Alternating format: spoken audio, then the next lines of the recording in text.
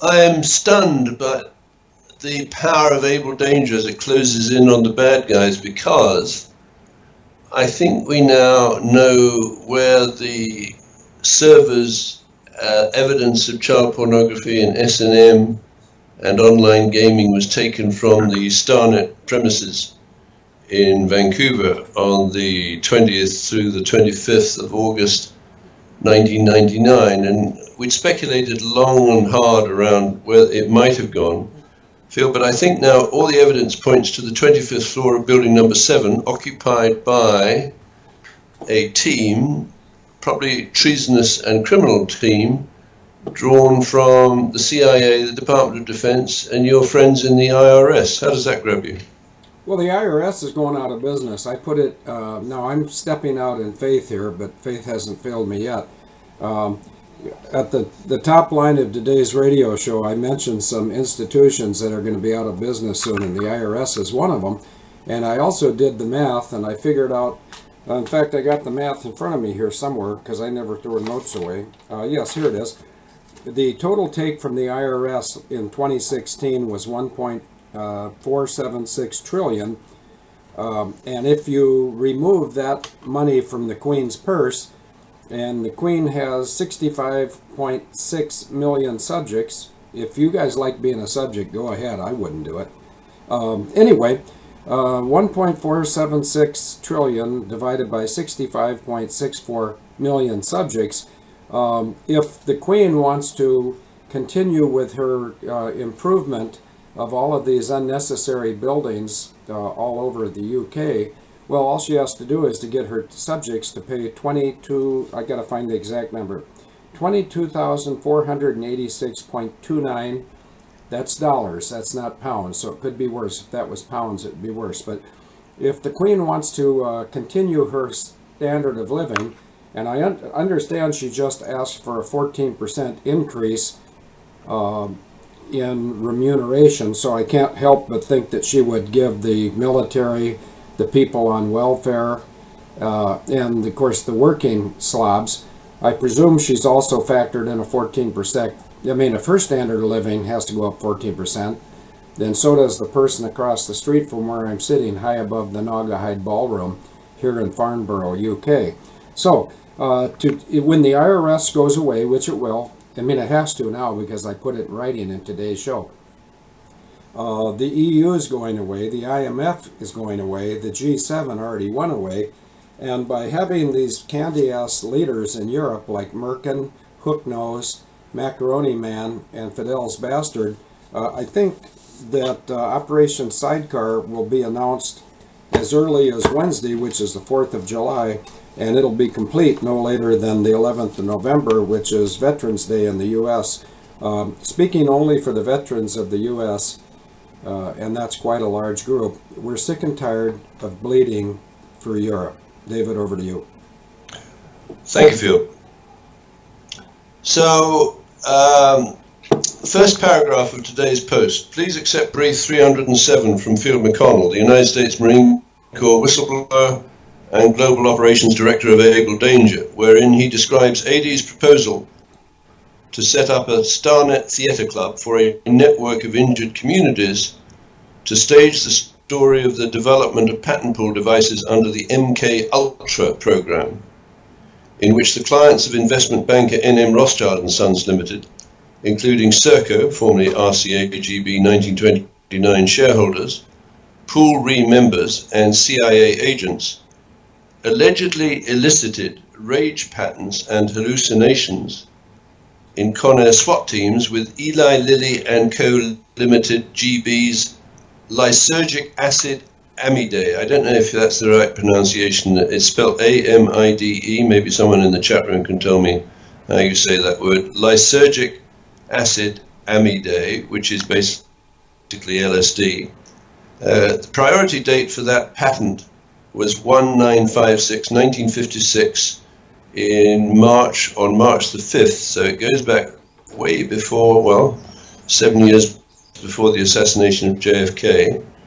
Activated such teams to kill up to 100 First Nations prostitutes at Starnet Communications raves at a BC pig farm between 1983 and 2002, with Darren Rubin's Dum-Dum derived biological active bullets, systems and methods, and destroyed evidence of murder for hire involving biological or chemical weapons by demolishing WTC-7 in New York on 9/11 with Magic Fire Inc.'s precision pyrotechnic display system and method having increased safety and timing accuracy. Priority date for that invention was 1998, 03/30, and it was granted in 2016. So there's always weirdness in the patent office when you see a huge gap between the priority date, in this case 1998, and the grant, which is 2016. So what's that? That's 18 years between the priority date when it was filed. And this is symptomatic field of what are known as submarine patents, where some jerk like Jerome files a patent, but it's not published, which allows the insiders, specifically the clients of N.M. Rothschild, which includes Queen Elizabeth II, your President Donald Trump, and Serco, to use these patents, even though the public is not aware of them, against the interests of the public. And in fact, it does include all the way up to what I think Dr. Thomas Barnett described in terms of the flying events of 9/11 as the first live broadcast mass snuff film in human history. And Phil, to make a live broadcast mass snuff film, you need a lot of organization, right? Over to you. I would guess so. I've never done a live snuff film, but I think we're snuffing out some people. Anyway, by the way, somebody sent you a new microphone. Have you gotten it yet? No. Okay. It was sent from Texas about 10 days ago, so check your mailbox occasionally. I check mine when I'm at home in Plum City. I check it once a visit, because somewhere during my 2 or 3 weeks where I'm over in Plum City, Denise will say, "Have you checked the mailbox yet?" And I always said, "Yes, I just checked it this morning and I'll check it on the way home," which means no, I haven't, but I'll check it on the way home or back on the way back to 401. I don't like checking my mailbox. Nothing good ever comes in my mailbox. It's just a bunch of garbage from corporations and people who think they're the government, but not for much longer, because I don't think, I know that we're going to have some good news on Wednesday the 4th of July, which is Independence Day, because the last time we thought we had independence, we didn't. And now we've got the people that have held the United States captive for almost 300 years. They're sort of independents, but they're wearing adult undergarments because they're having involuntary defecation and urination, which is just fine with me. I can't believe the people over here in Europe aren't waking up and smelling the coffee, because the world power is coalescing among good people that want peace, and the warmongers are SOL. David, over to you. Right. Well, Vancouver has now got the reputation, I don't know if it's global, but the money laundering capital of a big chunk of global real estate. It may be entirely in North America. And they're talking about inappropriate legislation in Vancouver to stop this kind of thing. And of course, that's extraordinary level of bullshit. It's actually organized crime that sunk its tentacles deep into the heart of everything, perhaps that Canadian, and yesterday was Canada Day, that Canadians hold dear. And I did a lot of surveying of my friends in Canada, and they're all proud of being Canadian and what Canada stands for. And actually a little party last night with some friends, someone asked each of us to say what we're proud of about Canada. And there were two people at the party, a friend of mine who's East Indian by origin.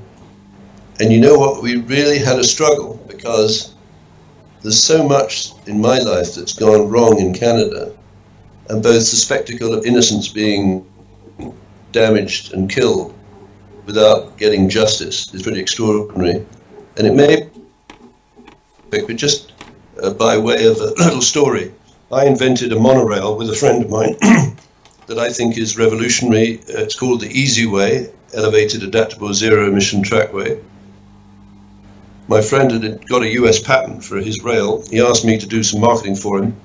I found the former senior illustrator with Rolls-Royce, who illustrated some of my ideas.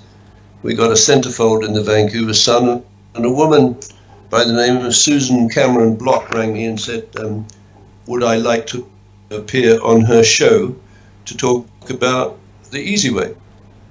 And I said, oh, fantastic. So I appeared on her show, and 10 days later, this bitch sent me a bill for $15,000. And I said, probably as long as what the fuck is that for? And she said, well, you advertised on my show. She then got my buddy who'd invented the rail, and that's where I started getting extremely suspicious about the patent system in Canada and the United States. If he would like to join forces with her, leave me and my intellectual property in the designs of the monorail and work with her. She got him drunk one night, and he signed over his intellectual property to her, and then she sued me for violation of his intellectual property. And I was indigent. I still am pretty indigent, but I went through the courts, BC Supreme Court. I spent 6 months preparing my case because I couldn't afford a lawyer. And we got into the court. She and my friend Charles Scott were sitting on the left of the court, and I was sitting on the right alone. The judge was getting very confused about this technical stuff. And I said to him, Judge, Your Honor, would you mind looking at the signature that this Susan Cameron Block has said of the document allegedly signed by Charles Scott, the inventor of this rail, which I don't dispute? I think it's a forgery.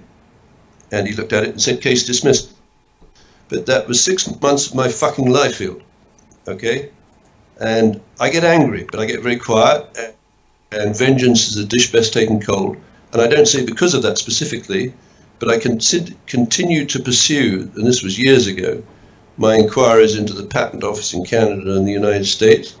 And gradually this fundamental truth has emerged that the custody of the United States Patent and Trademark Office and the Canadian Patent Office and the British Patent Office and the Australian Patent Office and the New Zealand Patent Office has drifted towards an international criminal cartel led by N.M. Rothschild and Sons, which is the investment bank for your president and Queen Elizabeth II and Serco, and they have developed, starting at the end of World War II, a most extraordinary operation,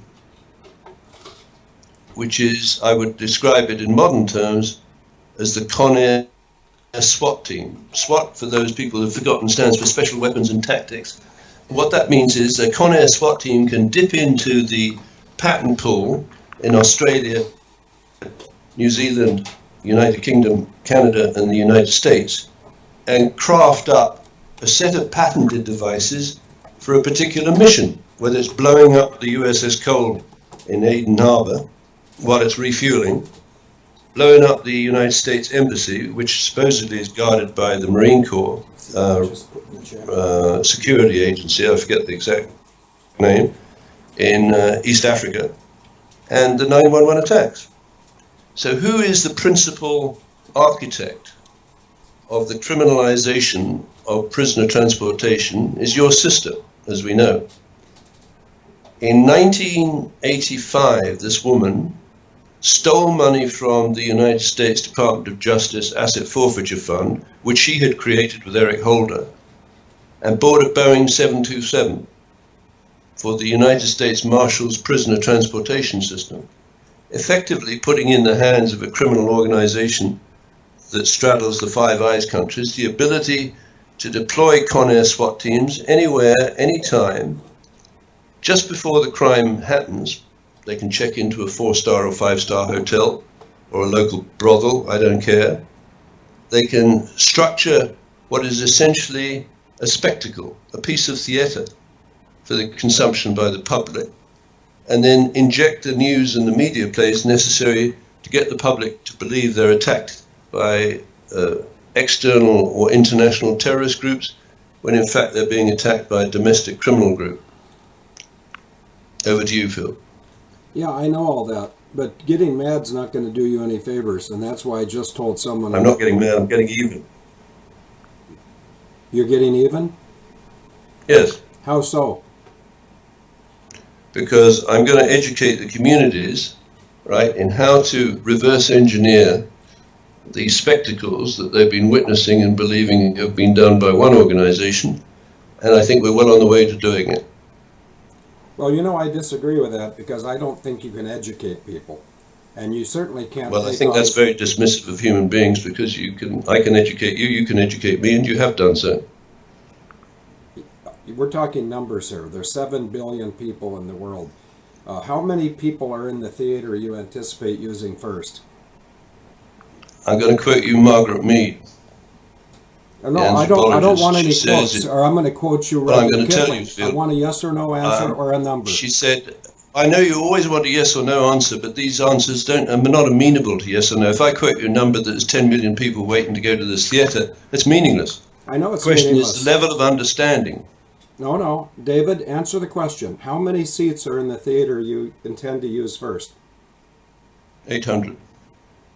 Okay, how many shows would you have to have at 800 people to educate 300 million, would you guess? I'm going to tell you, Margaret Mead said, it takes a small group of determined people to change the world.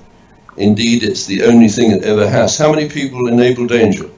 I have no idea, and I don't care. Let's not be vague. Let's be scientific. You're the scientist. We cannot, you and I cannot educate the world. We cannot educate the United States. We can hope to inspire some things. And Exactly.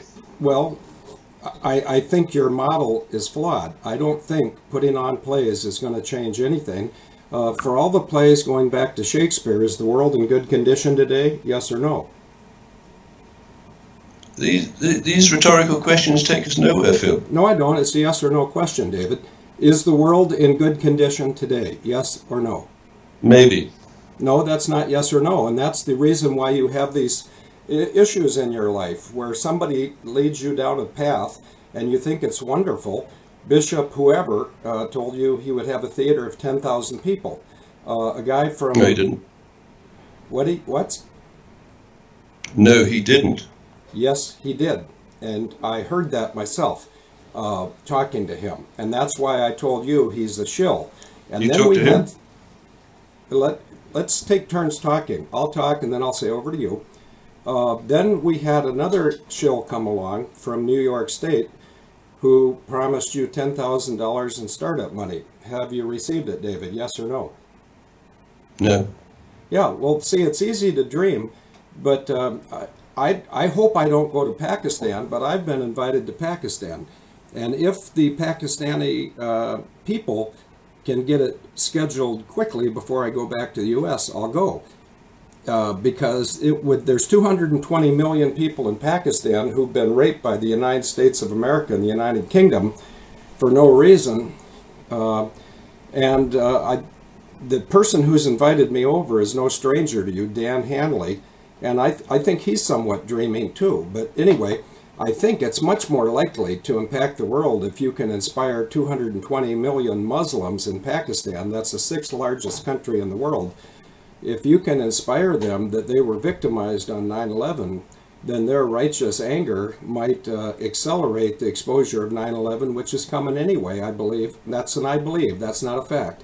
But I believe that Trump will be somewhat forced to expose 9/11, but we'll see about that when it happens. But in the meantime, I think that 220 million people being inspired, and what I mean by inspired is hearing good news that's factual and feeling better about themselves. I think we can drive daggers through the evil parties. And you just mentioned N.M. Rothschild. Can you tell me what country he lives in? He's dead, Phil. What's that? N.M. Rothschild, Nathaniel Rothschild is dead. He was the founder of the N.M. Rothschild Investment Bank in London in 1811. Okay, now what country in London? Okay, so we're saying that the Rothschild banking empire is centered in London. Is that fair?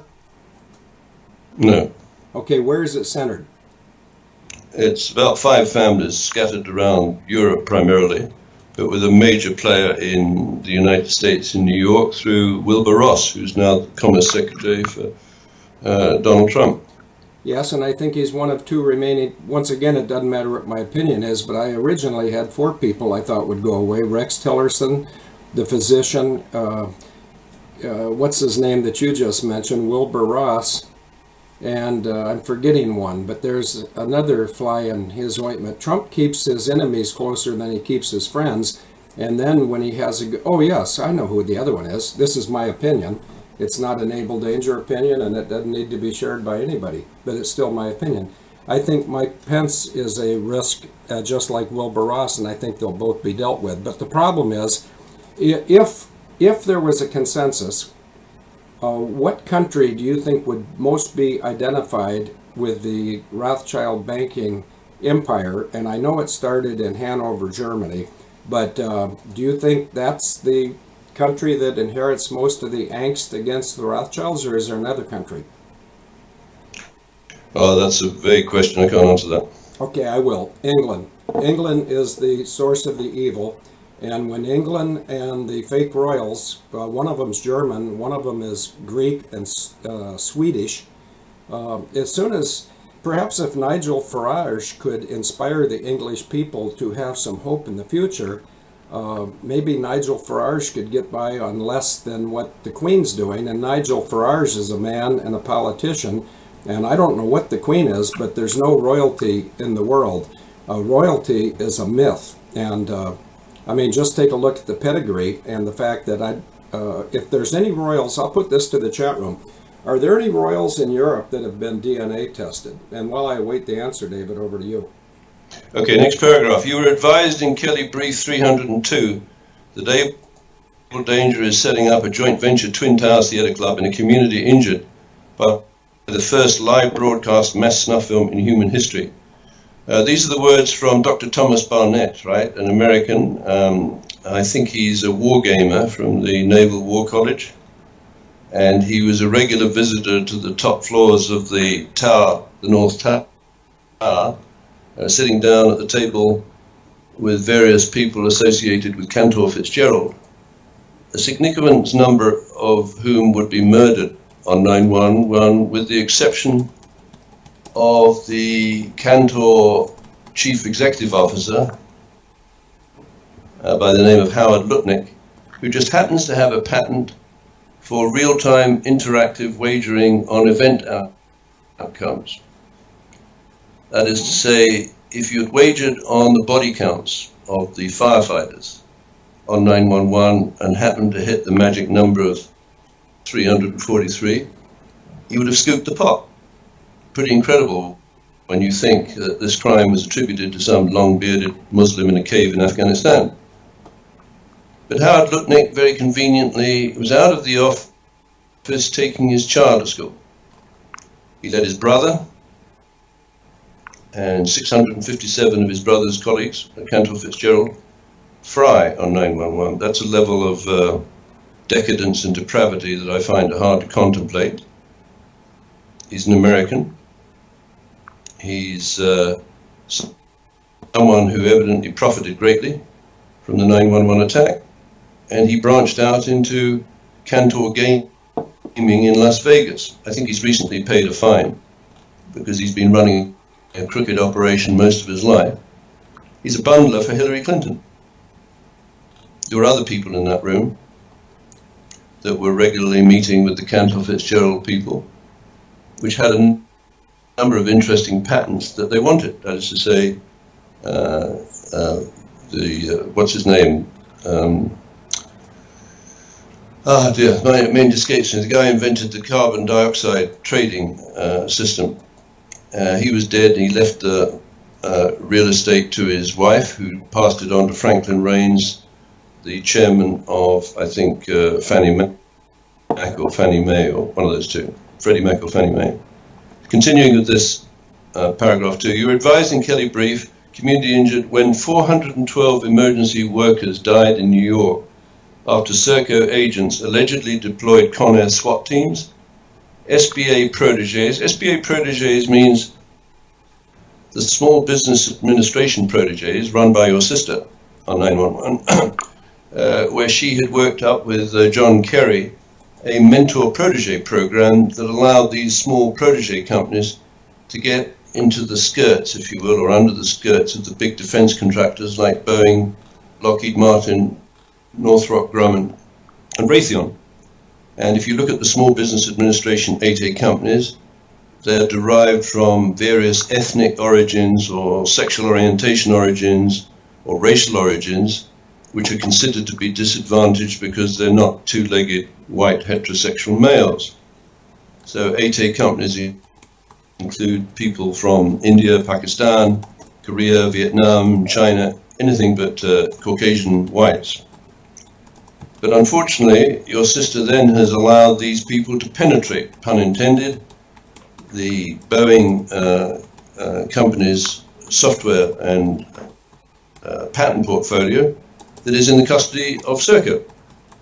So Serco on 911 would appear to have controlled a patent for the training system for AWACS weapons directors. And if you look at that patent, lo and behold, and this is factual field, you can switch from a simulation to a live fire exercise. So on 911 during those exercises, a lot of the American fighter defenses had been pulled away from the scenes of the crime. Evidently, the Con Air SWAT teams had been flown in the night before into Washington in the vicinity of the Pentagon and into or near the hotels and the Twin Towers in New York State.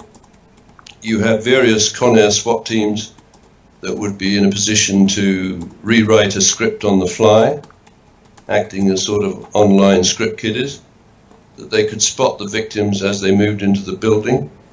And did you know, Phil, that you could hack the Motorola systems that would have been used to send the firefighters into the building and give them to signal to evacuate?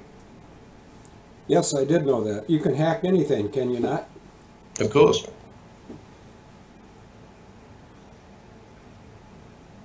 So the South Tower came down before the North Tower, and if the firefighters' communication system had not been hacked, one of the first things the fire chiefs would have done is to pull all of the firefighters out of the North Tower, which came down last. They didn't get that signal. That was a radio-controlled ambush filled by Serco. And Serco is going to have to pay the punishment, and its investment bankers, NM Rothschild, and the shareholders who showed up on the 47th floor of the North Tower, including members of Pool Re.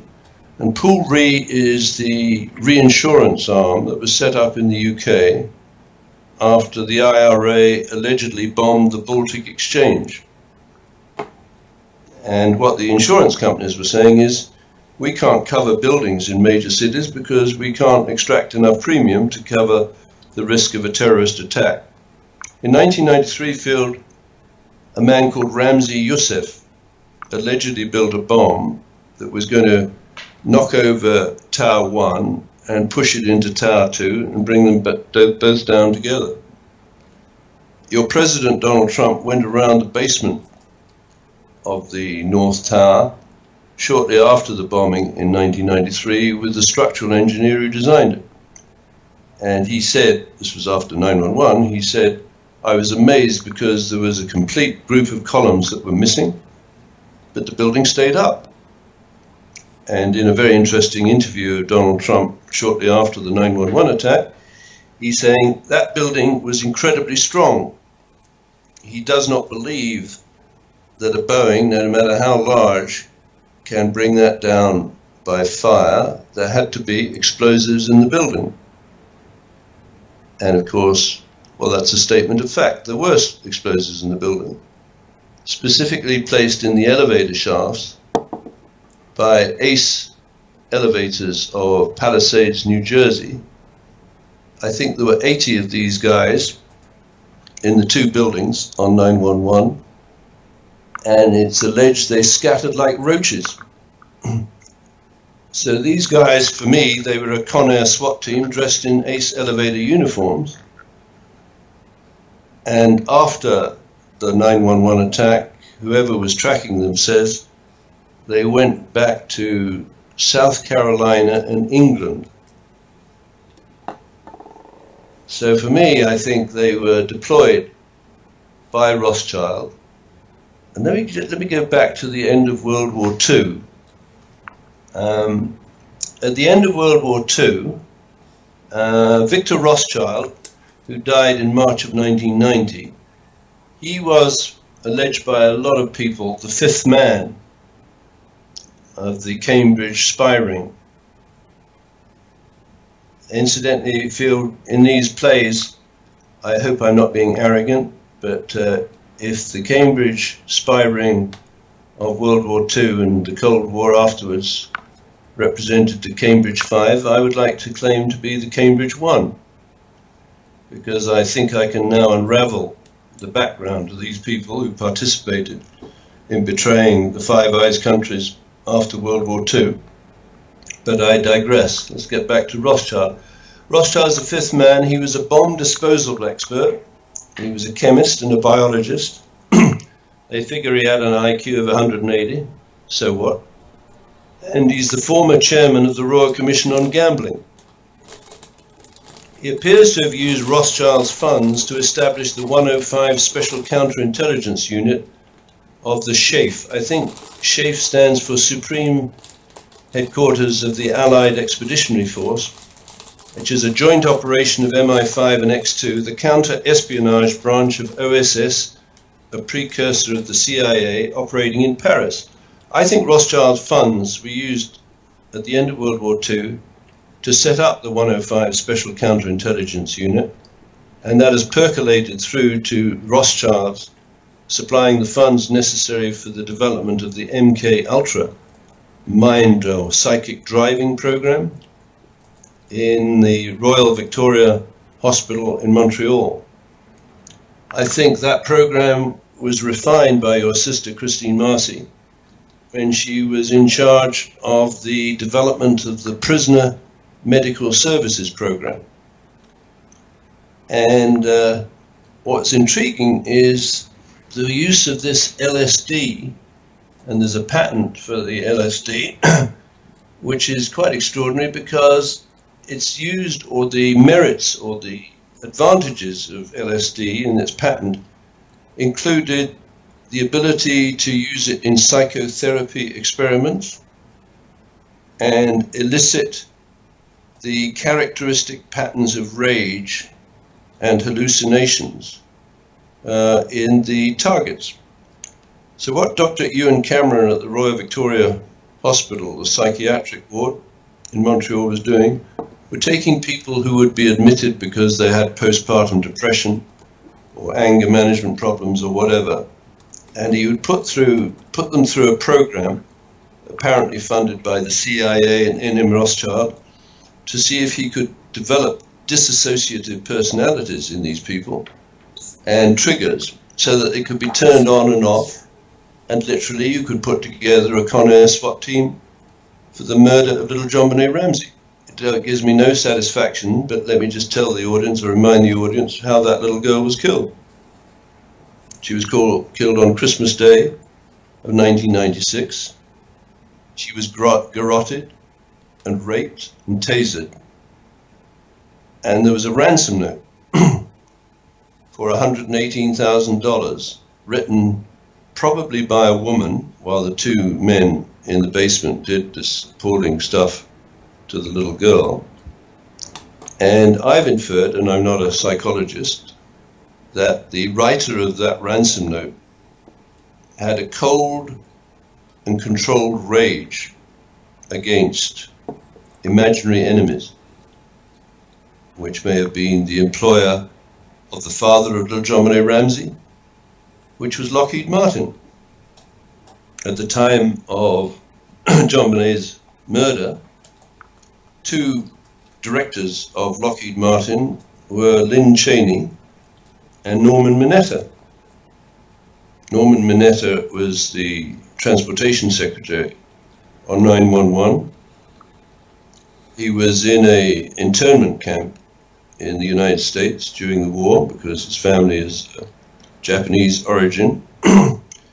He has a grudge. Why would the bonus paid to John Benet Ramsey's father of $118,000 appear in the ransom note. I mean, 500,000, 1,000,000, 100,000, 118,000, I think, is very odd. The level of gratuitous cruelty inflicted on little John Benet Ramsey reminds me of the level of gratuitous cruelty inflicted on the prostitutes killed at the pig farm. I have a couple of First Nations friends who told me they think 100 women and children were killed out at that pig farm in the period 1983 to 2002 in front of an audience. And you talked about how many seats can I put in this theatre, which is a virtual theatre at the moment. And I said, well, I've got one theatre in mind, 800. And Hughes said, well, that's not much if you want to influence 200 million people. Well, at the raves out at the pig farm, I think orchestrated by Starnet Communications, they would get 1,700 to 2,000 people showing up. And it would apparently they would watch a woman up on a stage being shot by one of these biological bullets and take bets on how long it would take her to die. Depending on what you put in the bullet, you could put anticoagulants, hallucinogens, nerve agents or whatever, and the woman would be put through the most hideous pain and agony in front of an audience 1,700 to 2,000 people. Members, apparently, of the traveling elite who could fly up from the United States for an activity that, had they been caught doing it in the United States, would probably merit the death sentence under murder for hire.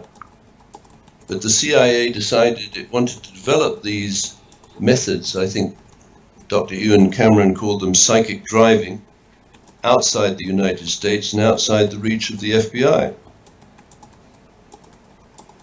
So, of course, the number of people influenced by those raves, so let's say that's a theatrical event witnessed by 2,000 people, but of course, if the film of those events showing the pictures of the people in the audience was registered through Starnet Communications at 425 Carroll Street, and then transmitted online real-time interactive wagering to the rooms in 4-star or 5-star hotels, you might end up with, paradoxically, the former President of the United States, Bill Clinton, watching the 911 attack from the Port Douglas Sheraton Hotel in Queensland, in Australia, and placing bets on, I don't know, the body count of the firefighters in New York who would get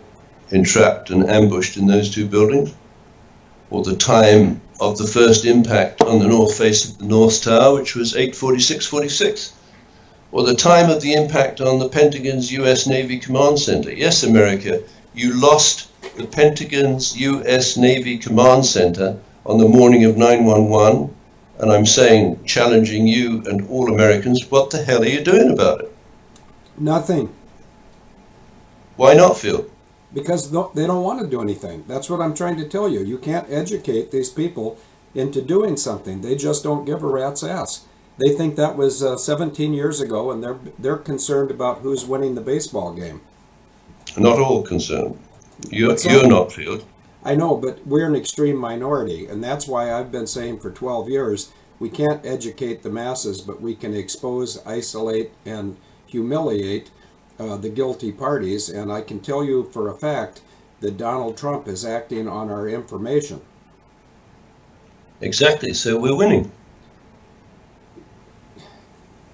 Let's wait to celebrate until we're in the end zone. I do agree that the trend is favorable to the establishment of the United States as part of a three-nation coalition to bring peace, and it's going to basically destroy the economies of all the evil players all along.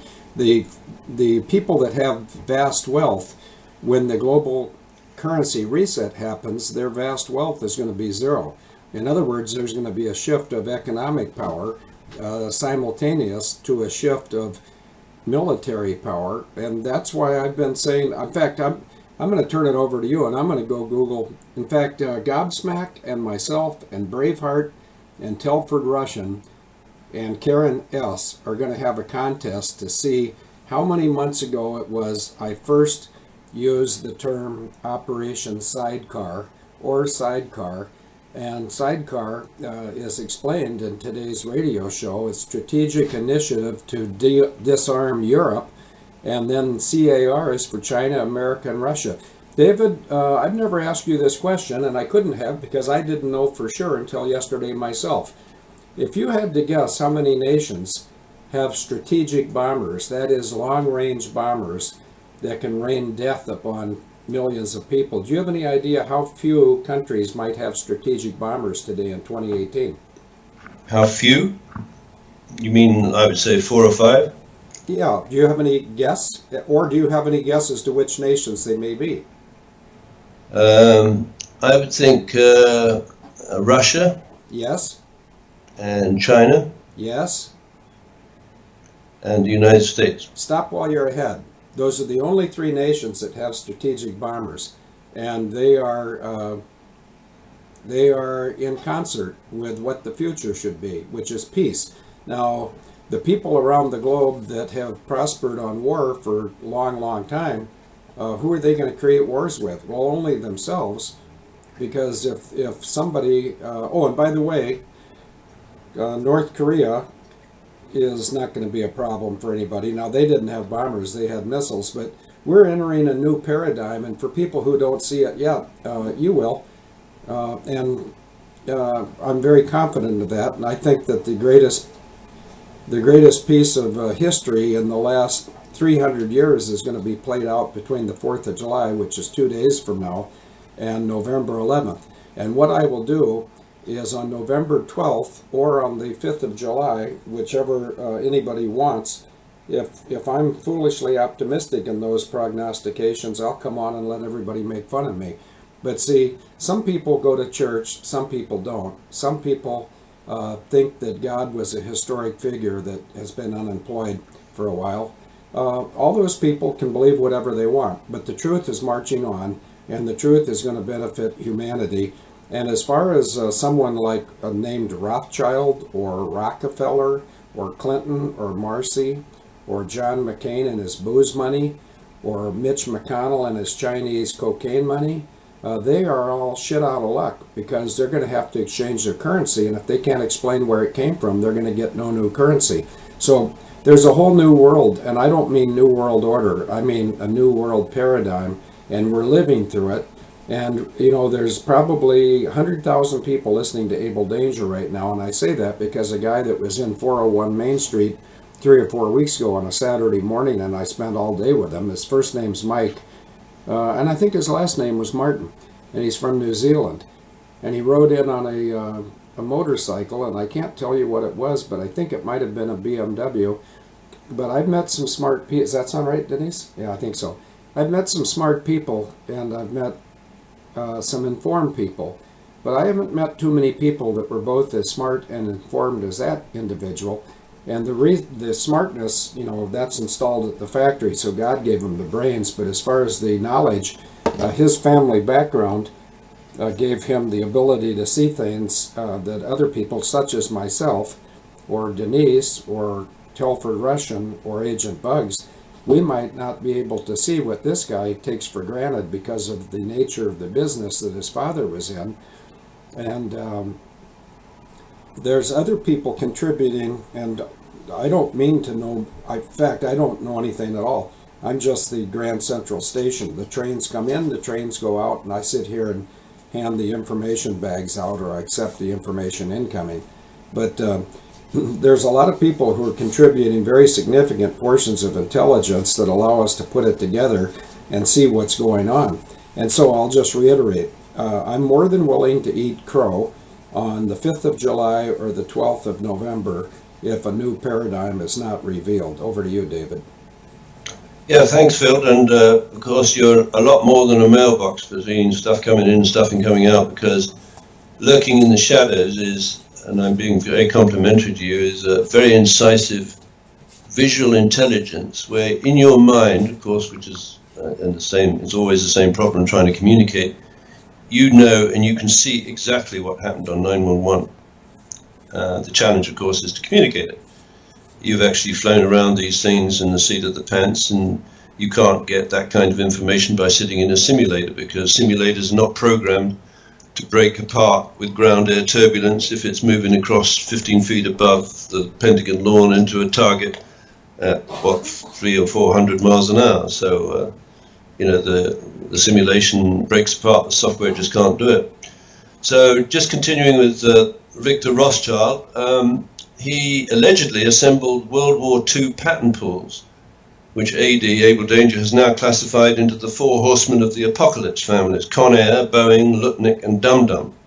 Con Air being self-explanatory, basically it's the patent pool assembled by your sister so that she could project power through Con Air anywhere in the world where a group of ethnic targets can be bleached or cleansed or culled, if that's what turns her crank. Boeing is pretty obvious, very, very important, that move from Boeing headquarters in Washington State down to Chicago. I think that office was commissioned on 911, and Boeing's offices have been infiltrated, so that from Boeing's offices and their counterpart in building number 7, you could do this switch of the AWACS weapons directors from a simulation to a live fire attack, undetected by the defenders of the United States on the morning of 911. Lutnick, of course, is the guy, the scumbag, who invented this interactive real-time wagering on event outcomes, not excluding events like trapping firefighters inside the Twin Towers and killing 343 of them, and so someone on the inside of that scooped the pot. Dum Dum is interesting because the Dum Dum bullets, which basically are not full metal jacket bullets, as I think there's a cross or an incision put at the nose of the bullet to spread out so that you can transfer more of the kinetic energy onto the onrushing target. I think they were originally developed for big game hunting in the 19th century, but the British military got hold of it in Dum Dum, which is a town in India, and they had a factory there. By the end of the 19th century, I believe the British had 60 million Dum Dum bullets in stock, ready to quell various unrests around the world. In the 20th century, what appears to have happened is they took the idea of the Dum Dum bullet and said, and obviously they needed someone with a good knowledge of chemistry and biology, why don't we put some things in these bullets and not just transfer kinetic energy like they did with JFK's back of his skull, blew the back of his skull off, about 6 square inch, half a fragment. Maybe that was a mercury-filled bullet, who knows. But someone like Victor Rothschild would have said, well, one way of terrorizing the world is to start putting weapons of mass destruction inside these bullets and make them hollow point bullets. So the Department of Homeland Security, in its wisdom, I think 3 or 4 years ago, ordered 1.4 billion rounds of hollow point ammunition. Some people say it's 1.2, doesn't really matter. A billion is a lot of bullets. But the organization they would have ordered it through would be the Defense Ammunition Center, which is run by Serco, which is run by NM Rothschild.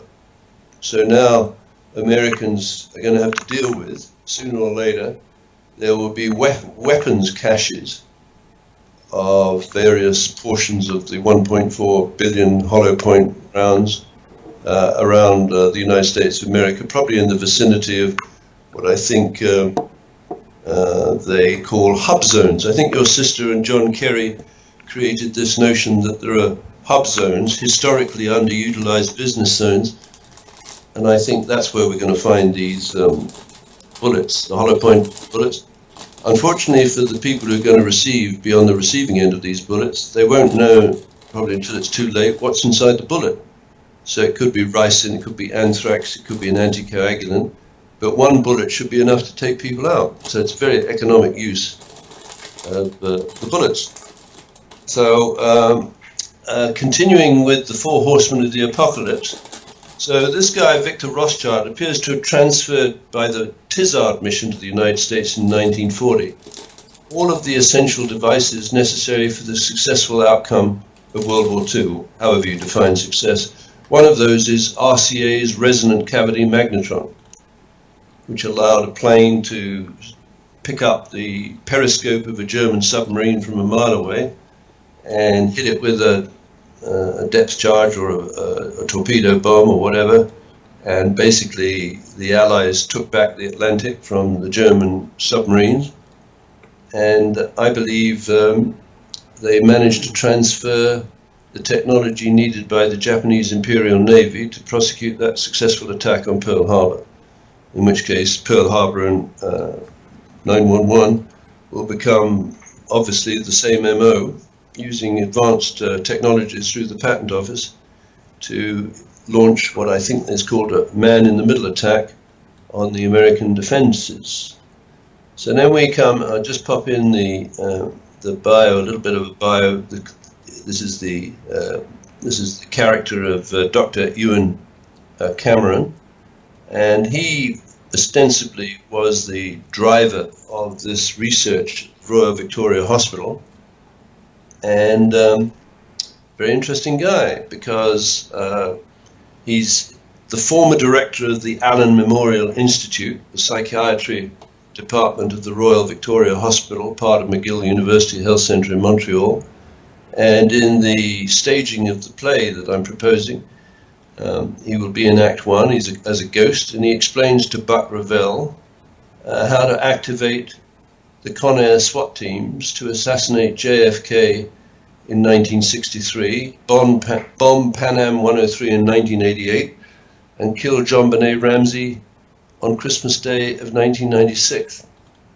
And I think it's a real giveaway when the killer of these victims spends a lot of time hallucinating about how much agony and pain and terror to inflict on the victim and the victim's family. So the parents of John Benet Ramsey, they will have known very quickly what happened to their daughter. The relatives of the prostitutes killed out at the pig farm within that community, and I'm kind of familiar with some of the people down there, are very familiar and know exactly what happened out at the pig farm. They know that there were torture chambers in 425 Carroll Street where the elite could swan in to the 4-star or 5-star hotels in Vancouver, pop round to 425 Carroll Street, which is where the studios of Starnet Communications were, and torture a prostitute in front of a camera. Well, whether they knew they were in front of a camera, I don't know. Starnet Communications would certainly have known, because that's part of the method by which they control this international interactive gaming on event outcomes. Because using the same transmission signals for the betting, they transmit images of what might happen to the relatives of the bettors if they ever speak out about what happened. So in that raid on the 20th of August of 1999 at 425 Carroll Street, 100 law enforcement people showed up, RCMP, Vancouver Police, Advanced Technology Squad out of Ottawa. But it appears there were 2 SWAT teams from the United States that entered the Canada without the authority, as far as I know, of the Canadian government. And I believe both of those SWAT teams were deployed by your sister field, Christine Marcy. One was from Customs, and the other was from the IRS. And all of the kit, the servers, the files of the sadomasochistic images, the photographs, the child pornography, was taken away.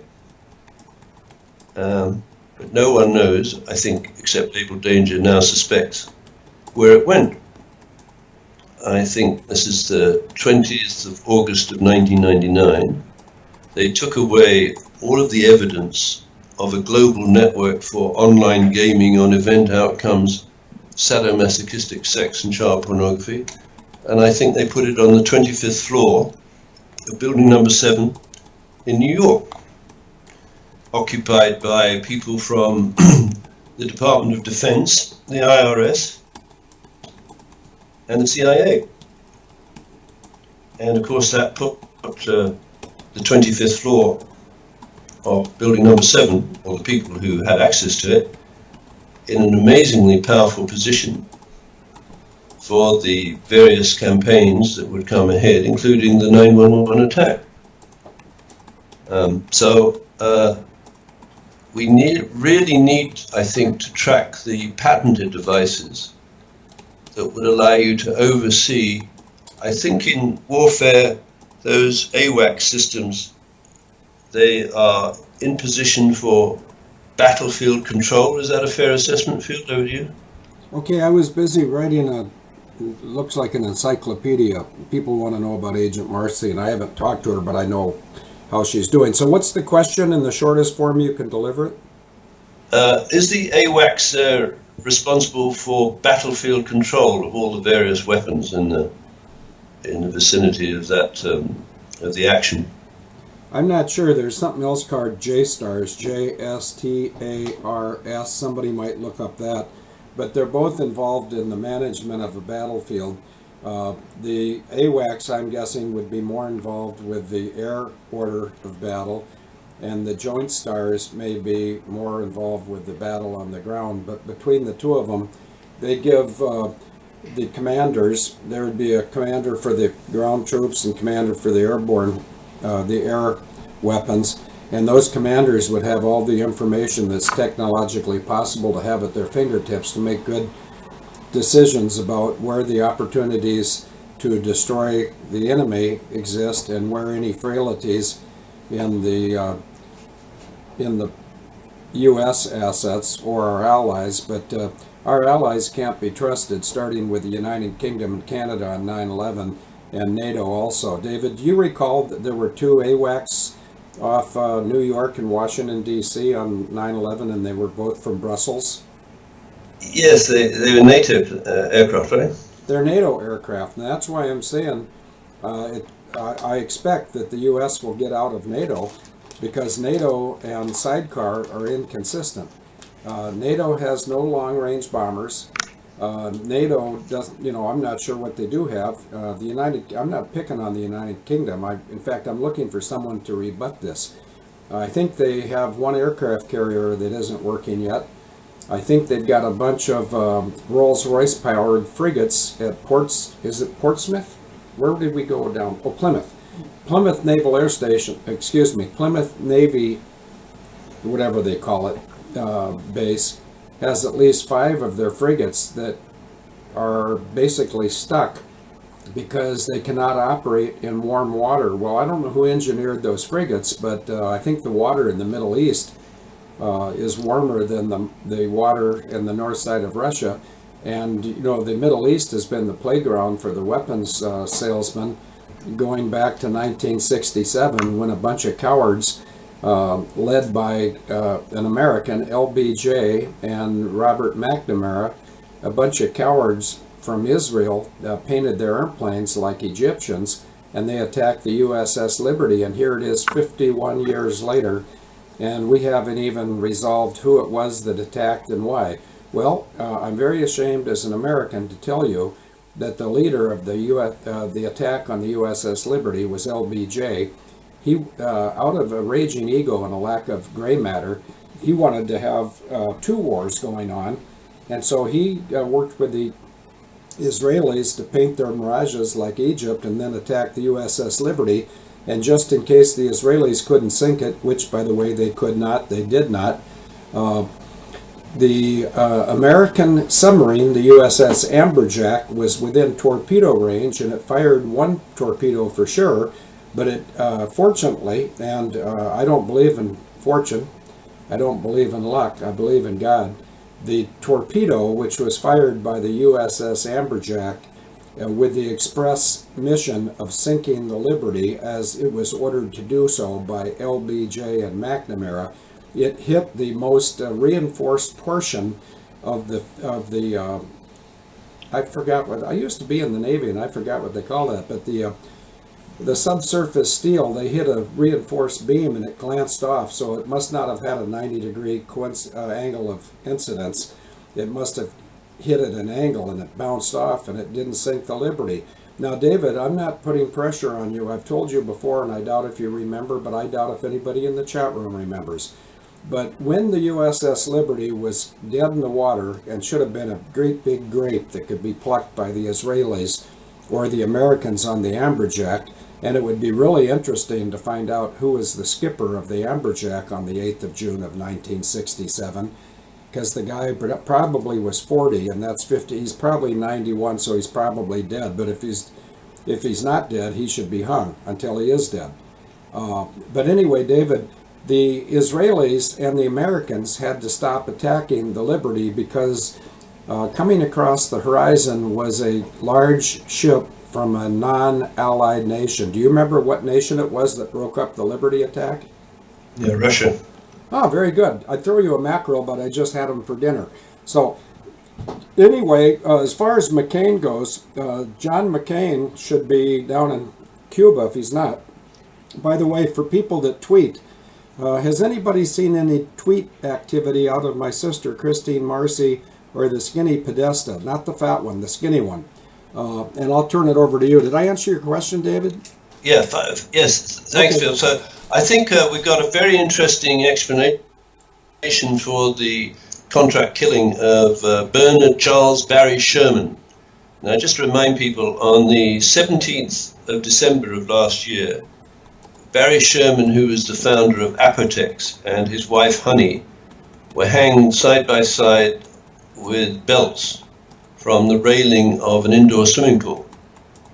And I would say that the manner in which they were dispatched would be characterized by the rage patterns of people who have been injected or affected by LSD type drugs or derivatives. That is to say, it's in order to get people to kill other people with extreme violence and cold clinical desire to cause the maximum possible pain and humiliation, you need to put the average person, or let's say someone who served a bit of time in one of your sister's jails, on some kind of drug regime which disinhibits them, because most people would be inhibited at the sight of a married couple hanging alive side by side in front of what I presume is a snuff film.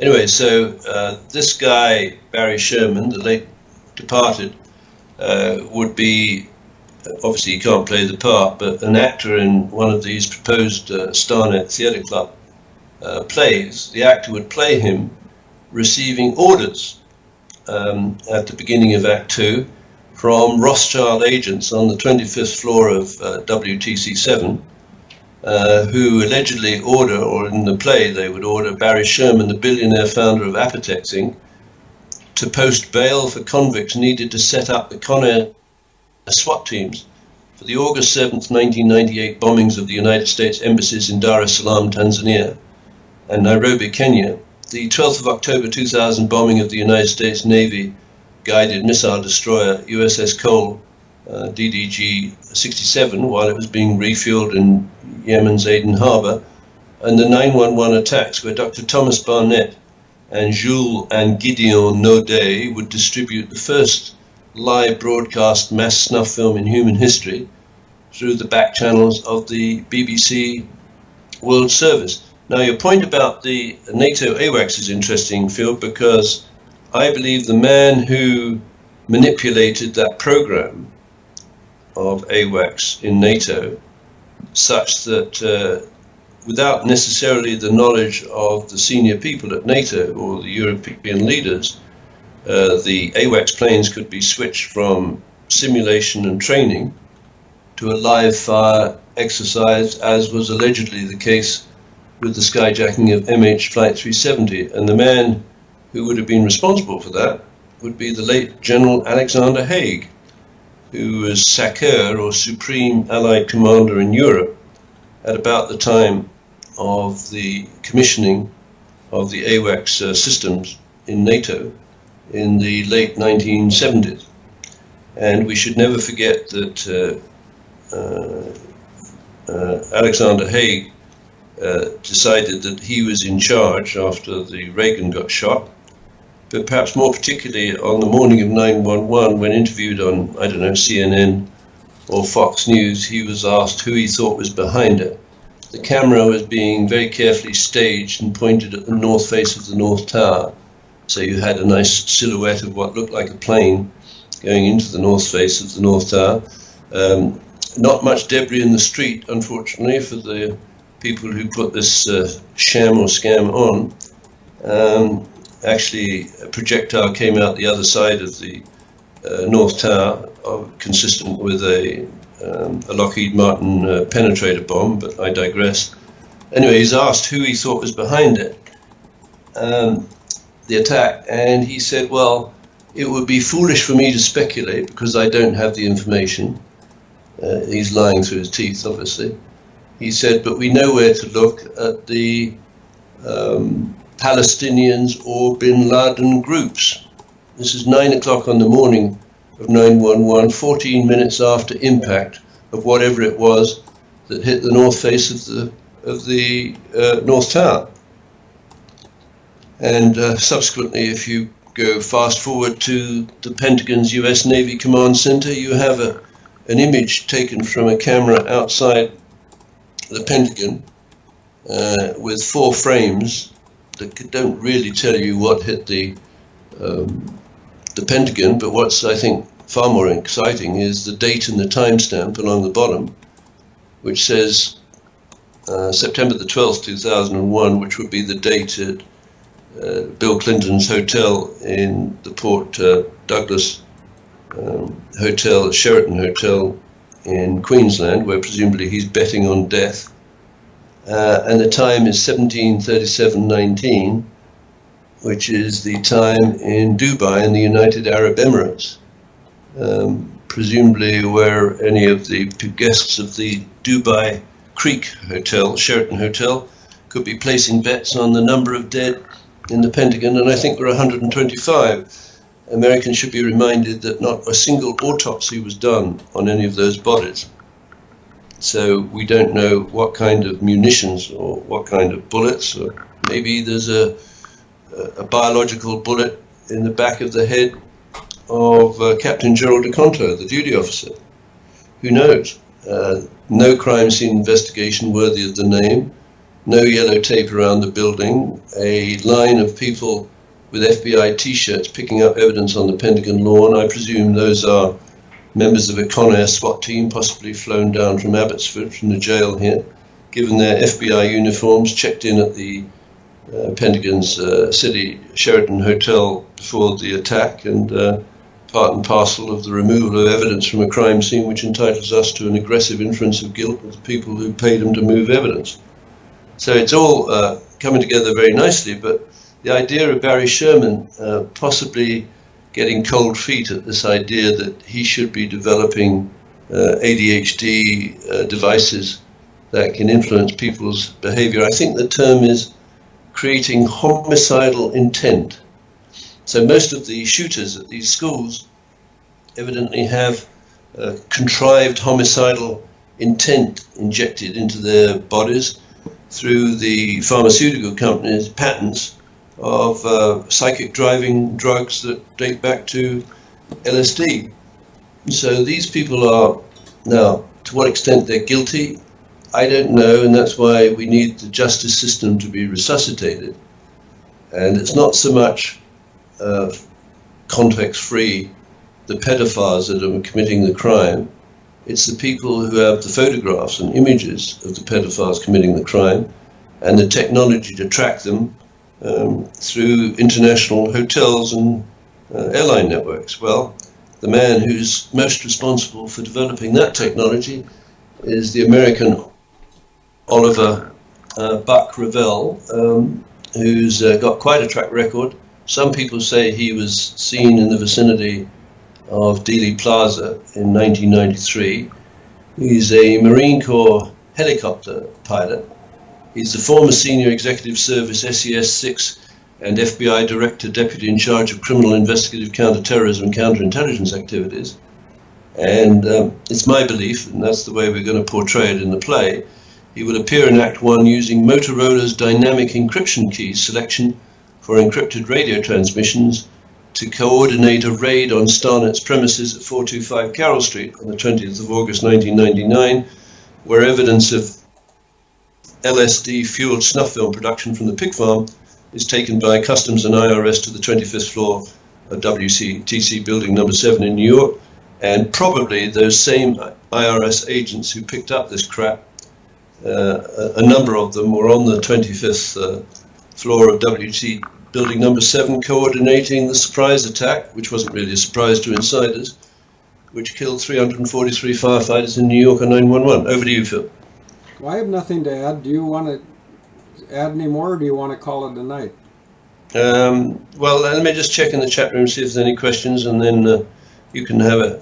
Please go ahead and do a bit of talking, and I'll see if there's any good questions. Well, I'd like to encourage Americans to ask what the truth of USS Liberty is.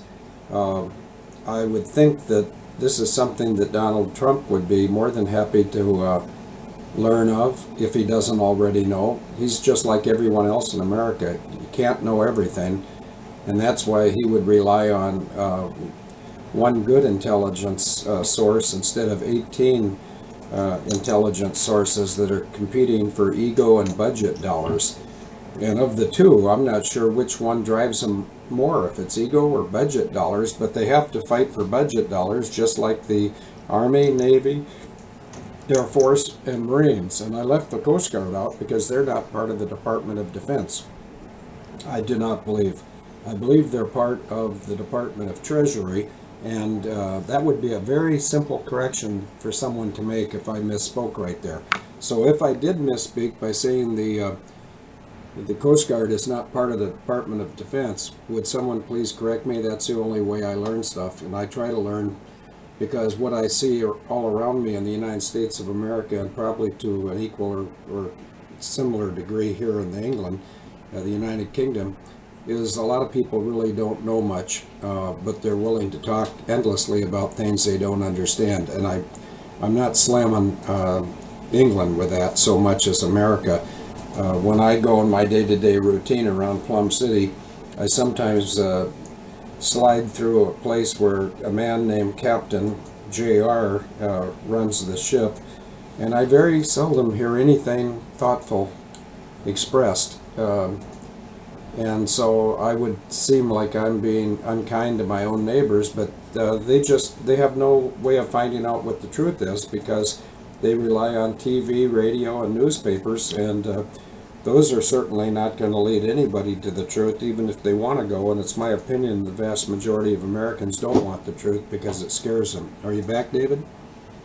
Yeah, Phil, and I'm hearing what you're saying, and that's why, for myself, maybe I'm deluding myself, it's such a privilege to be associated with the Able Danger team, where we can try and communicate these truths. As you know, my background is in, well, put in a variety of ways, reverse engineering crime scenes to see if I can make sure that the theory fits the laws of physics and all the evidence that's either at the crime scene or being taken away. And I was just going back, looking at a Wikipedia entry about USS Liberty incident on 8th of June 1967, and I would say that fits all of the characteristics of the idea of deploying Con Air SWAT teams through British and American intelligence, the CIA and MI5, whatever we call it.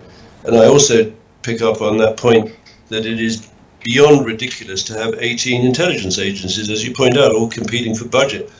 I think inherently the people with the soundest principles is the Marine Corps intelligence activity. But I'm very concerned that Oliver Buck-Revell is a Marine Corps guy, senior level of counterintelligence in the FBI, that he's working with Serco in the United Kingdom on the development of face recognition software to track pedophiles, because that puts Oliver Buck-Revell and Serco in possession of thousands, if not millions, of images of children being abused and their abusers. Now, with modern technology, apparently you can do photoshopping and you can put innocent faces beside the children being abused as you could do out at the pig farm. But the quicker Oliver Buck-Revel is brought to justice, the better. But I think more particularly we need to understand what networks he's operating. And I think we'll find that he's stolen a lot of the leads or investigation procedures developed by the FBI, legitimate people in the FBI, and he's actually set up a very sophisticated man-in-the-middle attack on the Five Eyes countries, which is staffed and deployed by Con Air SWAT teams on drugs. If I understand correctly, with the psychic driving concept, you could assemble your Con Air SWAT team, maybe in one of your sister's prisons, and you can give them a whiff of some mind-altering drug that actually turns them into, how shall I put it, intelligent robots that do exactly what they're told. And then after the project is over, they have absolutely no memory of it. And periodically, perhaps, some of them are shown images that they were at that particular crime scene, let's say at the pig farm, and they look with horror at what they did to one of these poor women up on the stage with the biological bullets, and they're forced or projected into a silence from which they will never speak out until, dare I say it, someone or some organization like Abel Danger comes along and takes out the handlers of this appalling situation. So we covered a lot of ground field, and I look forward to the next show. Okay, that'll be Thursday, assuming that I'm still here. Denise and I have done everything humanly possible to placate the customs people. I just put up a shout out, if you will, to Terry and Telford and any other tweeters, but I think it would not be inappropriate to ask President Trump to bring Denise home on the 14th of July when he returns. And I see Hugh's here, and Hugh, Denise and I looked at your bed and breakfast, and you're doing very well up there. I mean, from a business standpoint, and there hasn't been an opening during this visit, or we would have been up there to see you. Telford, thank you for rogering that. Agent J says, why not? Field couldn't slow anything down after all. No, that's right. Jason Goodman should interview.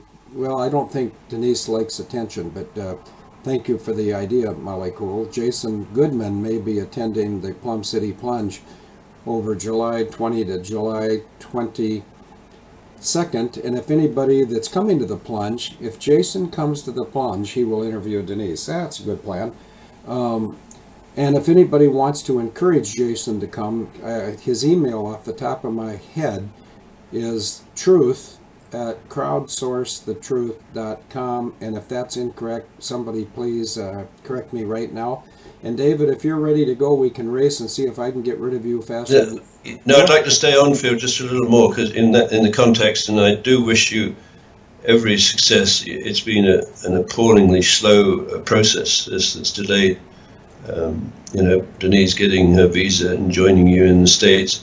And I personally believe that there's this vindictive ghost in the shadows that's your sister, who is a trustee of the ICE Foundation, I think it's called, which is Immigration Customs Enforcement. I believe she represents or handles in that capacity 49,000 current and former agents in customs and immigration, and of course she would be the person that I think we need to leverage. But I just want to conclude the last couple of paragraphs of today's post. Abel Danger invites you to check back into the apparent Con Air SWAT team murder of John Benet Ramsey on Christmas Day 1996 and ask yourself if the rage pattern of the killers and the signature of SBTC on the ransom note for 118,000 is consistent with an operation by mind-controlled members of one of Christine Mars's Con Air SWAT teams and a small business theatre club. We ask you to contact Field McConnell as soon as possible to learn how to neutralize the Con Air SWAT team network and bring its Serco, Pool, Re and Rothschild custodians to justice. And I would say that Con Air SWAT team network numbers in terms of hundreds of thousands, if not a million people around the world.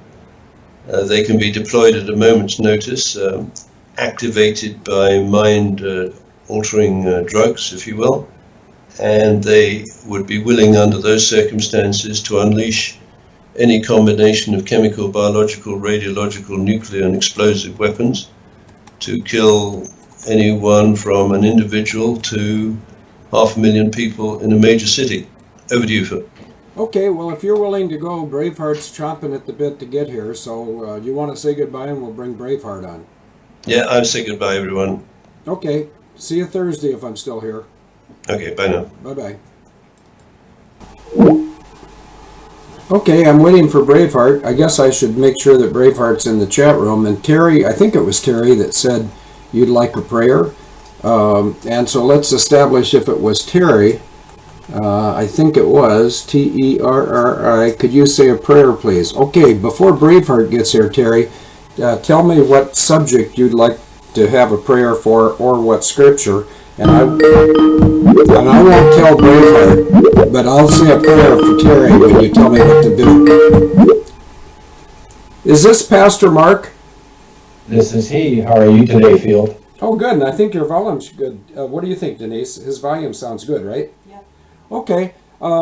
We have a prayer request. I'm not sure what the request is, and we'll worry about that in a minute. But I know you wanted to include Psalm 18:2 today, which reminds me of several other scriptures. But do you want to read 18:2, or would you like to open with a prayer, or would you like to have me open and then you can close with a prayer? It's all up to you. This is your portion of the show. Why don't you go ahead and open with prayer, but I'll go ahead and happily read that psalm. Let me bring it up real quick. Take your time, no hurry, because the person who wants the prayer hasn't told me what I'm supposed to pray about. I hope she does. She's Terri in the chat room. So Terry, if you can tell me the subject or the scripture, I will. Otherwise, I'll just do whatever else somebody else comes up with. But I won't pray on my own. Somebody has to challenge me. And I love this type of a challenge. I'd rather pray than argue. Yeah, I see she wanted prayer for you and Denise. And I saw earlier people requesting prayer for Marcy and her daughter. Okay, could you say that again? I missed it. Okay, she put it in the chat room just now. Terry did. She wanted prayer for you and Denise. So I'll include that in our closing prayer. And earlier I saw somebody wanted prayer for Marcy and her daughter. Okay. So it looks like I'm not getting any. Well, let me just. Oh, wait a minute. Okay, hang on just a minute. Let me update this and make sure I have every opportunity for Terry to influence me. And I don't see it yet, and I still don't see it, and I still don't see it, and I'm getting down to Terry for you and Denise. Well, I'm not going to pray for me and Denise. I'll let Mark handle that if you don't mind, because I think God has been very good to.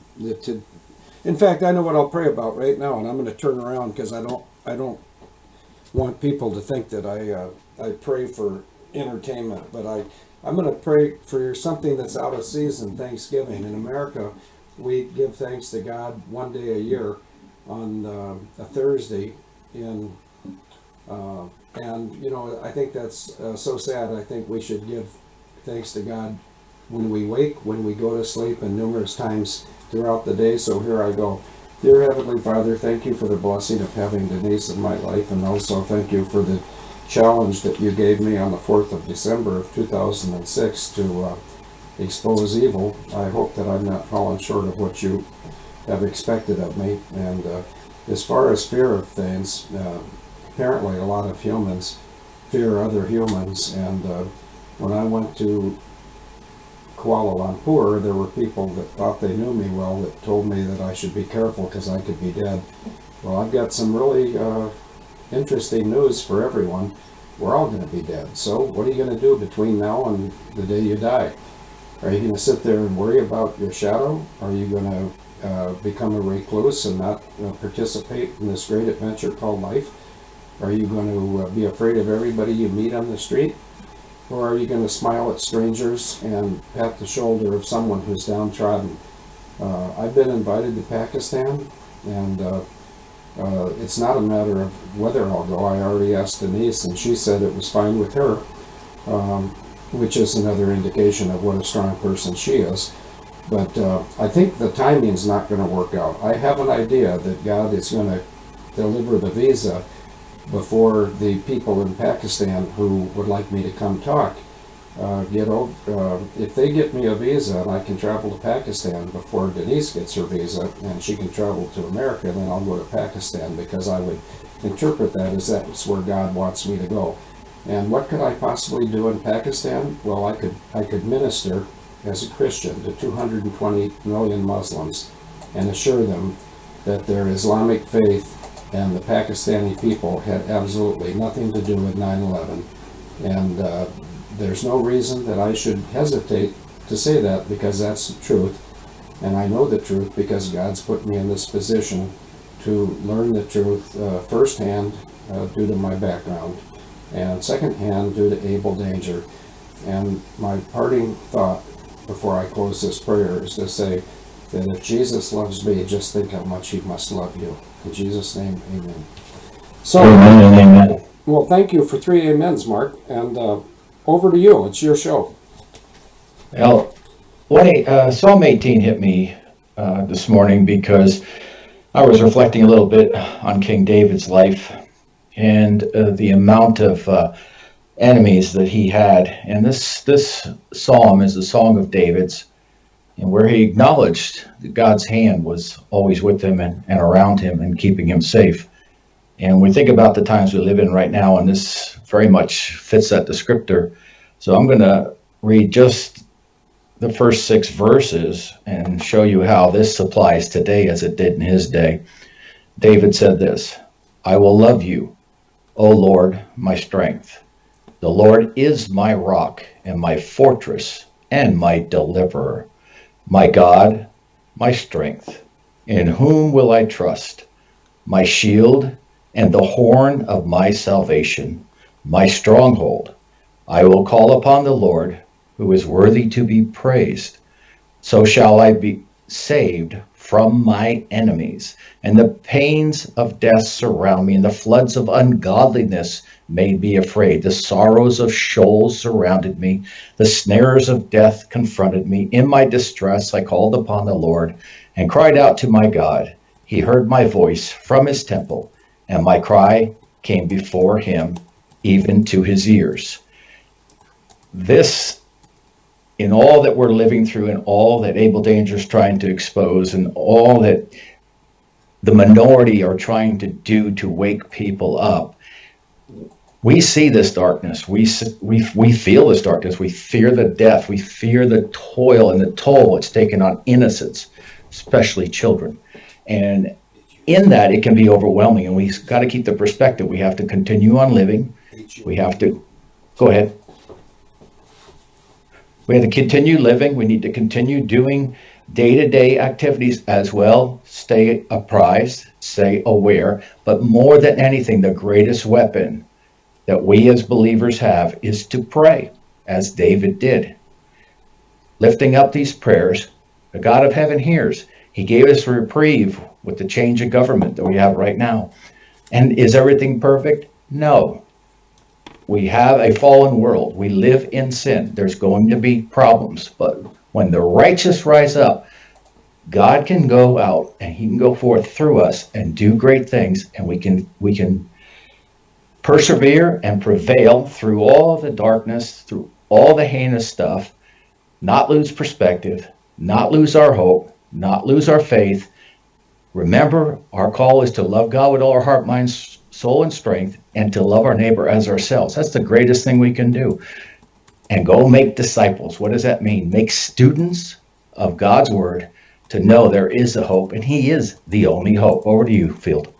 Yeah, I'm just I've got my Bobby hat on, so in case somebody in the UK doesn't like my opinion, they'll think that I'm a police officer and they'll leave us alone. But there's a man, and well, he's married to a woman, which you have to say that these days, because when you used to say a man's married, everyone knew it was to a woman.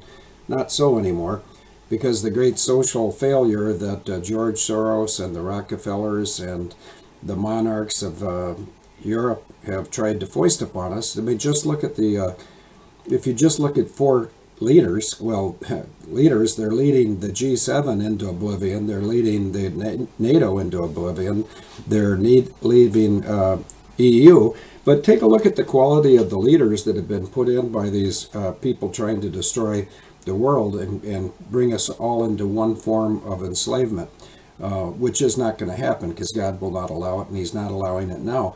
But I don't know what an ad hominem attack is, but David used to tell me not to engage in ad hominem, whatever they are, but I'll engage in whatever I want to engage in. And I think if the best Germany has is Merkin, and the best England has is Hook Nose, and the best France has is Macaroni Man, and the best that Canada can put forward is Fidel's Bastard, I think that we're in pretty good shape. And I think that, well, first of all, it doesn't matter. If they had weak leaders, God could still either inspire and lead or destroy them. That's within His power. And I think we're living in a time, Mark, I think you're coming up on your 60th birthday, aren't you? I had it on Father's Day. Oh, so you're 60 already? Correct. Oh, you're getting closer to me, because I haven't bounded forward from 68 to 69, but October 2nd I will. And since you're coming to the plunge, and by the way, there's a lot of underscore here at the in the chat room about what's going to go on in the plunge, and I was particularly happy to see that Kimberly from San Francisco on the West Coast and Captain McHale from New York City on the East Coast, they're chatting about what's going to happen at the plunge. And I'd encourage my wife Denise, and I'd encourage Anita, who's a Canadian. She's not here in the chat room, but I'd encourage these ladies who've been to plunges to send emails to people like Kimberly in San Francisco, who also, by the way, and Mark, you might meet Kimberly in Dallas, because Kimberly's coming to the Caravan to Midnight Operation Classified, and if what I think is going to happen between the 4th of July, and I'm not a hopeless optimistic, I'm a believer, and I believe that what I'm hearing from credible sources will take place, and I truly believe that the ranch will happen, and if it does happen, it's very likely it'll happen well before that weekend in November, which is Veterans Day, which means that in addition to Fry Daddy and Denise and myself and Craig Peterson and Kimberly, maybe Pastor Mark could be at the table where we greet the people that come for the conference. But there seems to be a great deal of hunger for the truth. And, I personally, this is just my opinion, and I want you to correct me if I misspeak, Mark, as a Christian brother and also as the senior pastor at, notice how you just became senior pastor? Yeah, at the McConnell Veterans Ranch. But if I misspeak here, I want you to correct me. I can't learn anything if people always agree with me, but I think God is positioning this group of people that's listening to our voices right now, including Hugh and his wife Helen in North Wales. Hugh just put out a tweet, and I hope, Hugh, would you please put your tweet up again for the people who didn't see it the first time? And I asked Hugh if that tweet fits into the size parameters, limits of a tweet, because I thought it was a very nice tweet, and I would encourage other people to tweet it. But in this never-ending rambling response to something, if you ask me a question or if you just turned it over to me, I'd like to say that since you're going to come to the plunge, I think it would be nice if you and I and anybody who wanted to pray in the morning and pray in the evening, I think if we just separated from the crowd and went to a quiet place, we could say a quiet prayer, perhaps of thanksgiving, or we could put up our petitions or our request. People want to make sure that Marcy is doing okay. Well, is she doing okay? I think she's doing very well, considering that they tried to lock her up for life and separate her from her daughter. And I've been through a dissolved marriage. There's certain words I don't like, and you just saw me avoid one of them.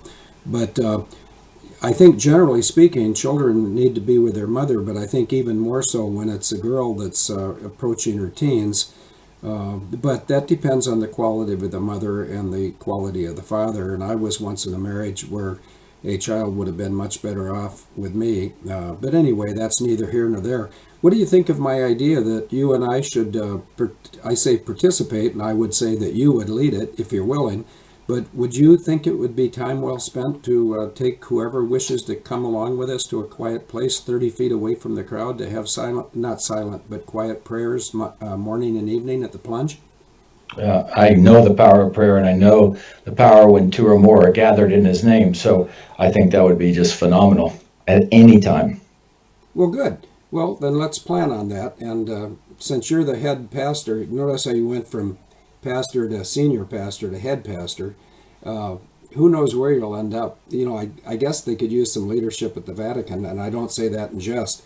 But I look forward to the gathering, and I am very hopeful that Denise is there, and boy, will I be mildly upset if she's not. But I think she will, and I think that's where Hugh, and by the way, for those who don't know Hugh, H-U-E, he and his wife Helen live in Llangollen, North Wales, which is the most peaceful piece of the world I've ever set foot on. And Denise and I wanted to go there last weekend, but it was just impossible.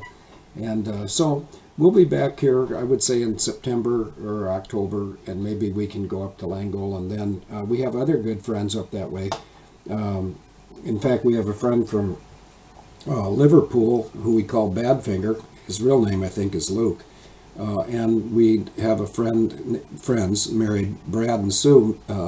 Their last name's Miller. So everywhere we go, Denise and I get introduced to very, very nice people, and that's not a coincidence. It's not good luck. It's not good fortune.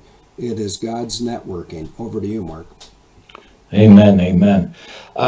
Was thinking about earlier in the show today, talking about inspiring, and I believe that's what we're called to do, is to be an inspiration, to get people to want to open their ears and their eyes through our acts more than our words. And we can make a difference. And the biggest thing I've learned is getting a paradigm shift. And that shift is what's going to bring people to say, hey, I want to look into this. I'm not coming on too strong, trying to red pill, whatever you want to call it, and in ways that just make people fearful. They'll just head the other way and just write you off as a nut. But if you got your research done, you've got a strong platform to go from, and you do it in love. I'm noticing even here on the Oregon coast, more and more people are willing to start opening up their ears and eyes and at least be pink-pilled.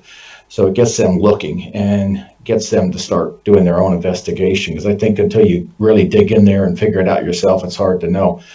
But I was inspired back in the days of quality management by this one story field that talks about, well, what can we do? What can one person do? Can we make a difference? And there was an author who had lost his inspiration and could not come up with a theme for another book. So he got up early one morning, headed out on a beach on the east coast of the United States, and started walking down the beach. And as the sun was coming up, he was noticing that the tide was out real far, and there were a lot of starfish stranded everywhere. He had to look where he was walking, because he was walking on literally starfish.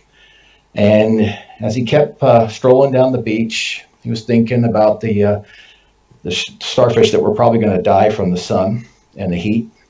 And he sees in the distance this young man. And as he got closer, he noticed the young man was bending down, picking up starfish one at a time and taking them out to the water.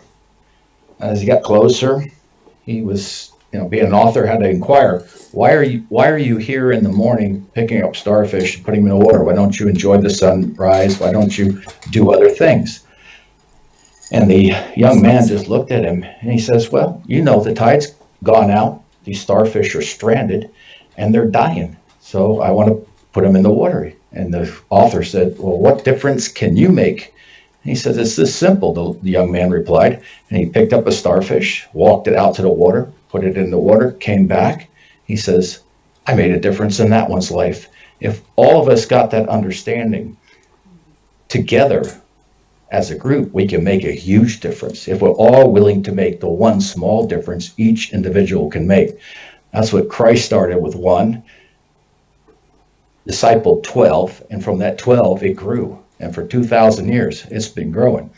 So we just have to keep forward momentum. We got to run our race. We got to know our strength comes from abiding in Him, and allow ourselves to just stay on track, not get discouraged, hold each other up.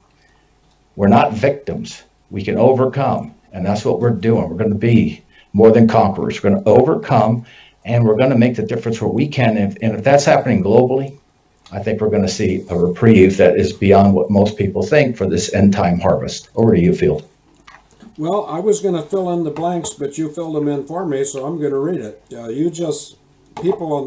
Maybe you can see my face, maybe you can't, but you just said more than conquerors, correct? Correct. That is in, oh, wait a minute. That's Romans 8:39. I got to find Romans. I was going the wrong way, but I've gone the wrong way most of my life. I'm in Romans now. Romans 8:38 and 39. But you know what? I think the greatest influence on my Christian education was a man named Clyde Holt, who was 84 most of the time he was ministering to me. And if I asked him a straightforward question, he would answer it. But he wouldn't answer it the way I wanted. If I said, Pastor Holt, what is the significance of Romans 8:38 and 39, which is frequently called more than conquerors?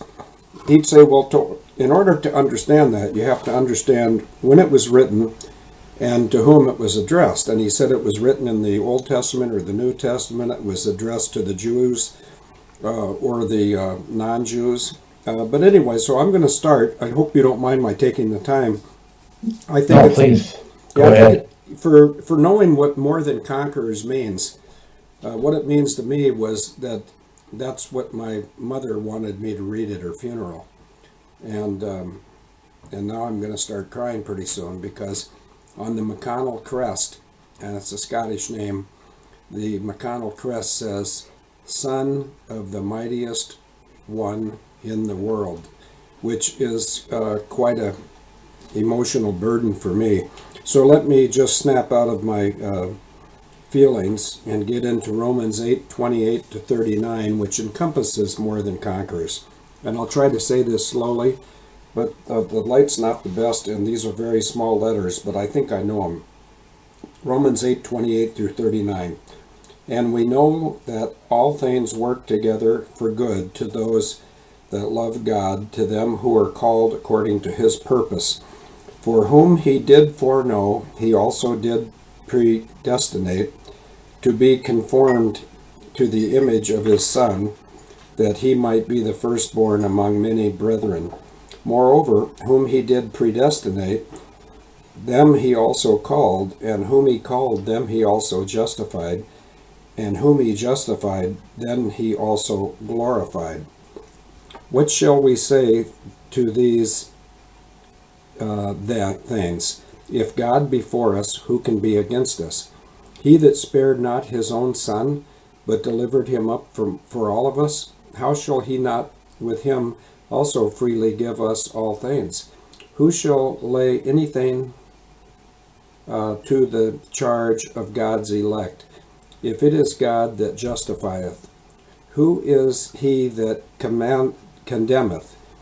It is Christ that died, yea, rather that He is risen again, who is even at the right hand of God, who also maketh intercession for us. Who shall separate us from the love of Christ? Shall tribulation, or distress, or persecution, or famine, or nakedness, or peril, or sword? As it is written, For thy sake we are killed all day long. We are counted as sheep for the slaughter.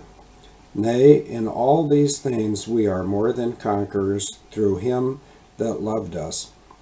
For I am persuaded that neither death, nor life, nor angels, nor principalities, nor powers, nor things present, nor things to come, not height, not depth, not any other creature shall be able to separate us from the love of God, which is in Christ Jesus our Lord. That means a lot to me, and I hope that we can share that with people at the Plunge. And by the way, just to sort of lighten this up a little bit, a lady coming from San Francisco, whose first name's Kimberly, is going to attend our prayer vigils morning and night. So I think we should keep it fairly short, but that's up to you because you're the pastor and I'm just one of your sheep. Over to you, Pastor. Well, thank you so much. I'm honored and humbled, more than you know. And I like to think of myself as just a willing servant of my Lord for what he did for me. And the greatest thing that he taught me was his mercy. And what he taught me about his mercy was I don't have to receive what I deserve because of his mercy.